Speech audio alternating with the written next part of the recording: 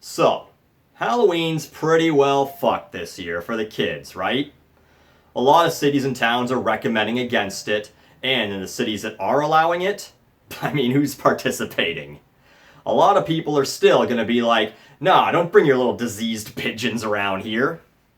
But, just because they reopened bars and universities at the same time, and cases spiked because, well, you don't need to have a PhD in math to figure that one out, kids shouldn't have to suffer for that, right? So, your old pal Buckley's here to save Halloween. Because what do kids like more than free candy? Free candy and pointless destruction.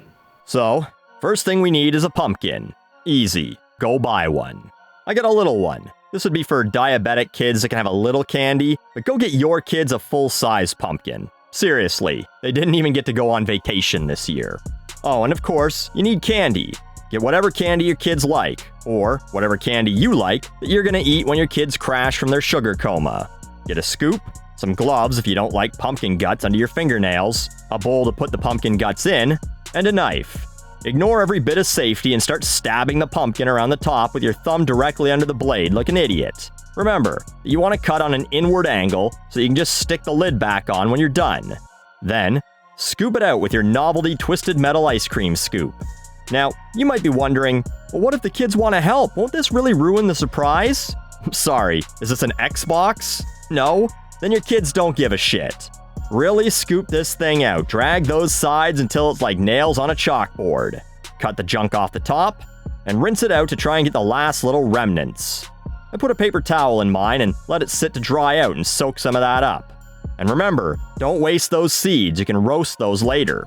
If you're a white person, find a recipe online for sriracha roasted seeds, because you love sriracha.